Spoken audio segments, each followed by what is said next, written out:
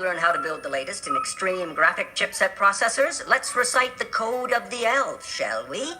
Number 1. Treat every day like Christmas. Number 2. There's room for everyone on the nice list. Number 3. The best way to spread Christmas cheer is singing loud for all to hear. The first week of our Advent series, we talked about the first major point, which is to treat every day like Christmas. We discussed the importance of having Christ be the focal point of our minds because of the joy that his sacrifice brings to us. This was the whole point of him coming to earth as a baby, and that is why we celebrate Christmas. The second week, we talked about how there is room for everyone on the nice list. The fact that Christ came to die for everyone means that we need to think of others as well. So to recap, that answers what is on your mind and who is on your mind. And today, we're going to focus on that last point. The best way to spread Christmas cheer is singing loud for all to hear. And one way that can be reworded and refocused can be, what can we do together? Singing is most effective when we do it together. While one person can be in the spotlight and all focus can be on them, it is more impressive when a group of people come together and accomplish it. Spreading cheer is an action, and singing is a method of accomplishing that action. In a church setting, we think of singing as worship, but worship is much more than that. Singing or worship is an outward expression of inward joy.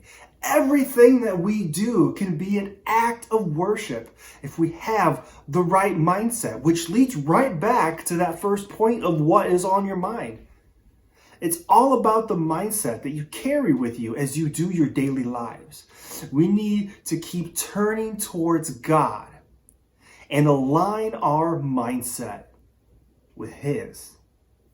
In the movie Elf, this is seen at the very end when Jovi starts to lead people in a song. The purpose was to get Santa's sleigh to fly and really to spread the spirit because it was lacking. And you start to see that as she sings, more and more people start to join in. And that is because, once again, joy is contagious. Now, something else that I want to point out is Buddy's dad. What did he do while all the singing took place? He started faking. He started faking his singing, and while it looked like he was participating, those closest could tell that he wasn't putting forth the full effort. In fact, Buddy's brother called his dad out about it. It's easy to tell when someone is faking it, and so many times we fake it. And a lot of it has to do, again, with our mindset. Buddy's dad just wasn't used to singing. And so he went through the motions and tried, but he just wasn't effective. But the moment when his dad actually surrendered and started to sing, that is the moment that the sleigh started to fly. His mindset was finally in the right place. That mindset needs to be a way of life for us. When we turn our hearts towards God for our source of help, that is when things happen. Now, I know we may be spending Christmas apart, but if we aren't careful, we can turn inward and not try to connect with others. Some of you may actually like that or enjoy that. Many of you might be natural introverts, and you might really appreciate the fact that you don't have many family obligations this year. But I want to point out how in Romans, it talks about how we need to focus on building others up. We should not just help ourselves do what is right, but we need to build others up in the Lord. Now, this is so much harder to do, though, because our natural gravitational pull sometimes is to go inward. It's to go away from those things that make us feel uncomfortable, away from those things that aren't the same as us, or those people that might not look like us or talk like us.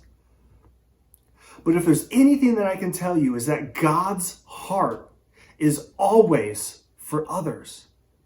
When we turn towards God, we can't help but turn towards others. Recently, a new Gallup poll came out, and I don't know if you've noticed, but Americans' mental health had taken a significant decline this year.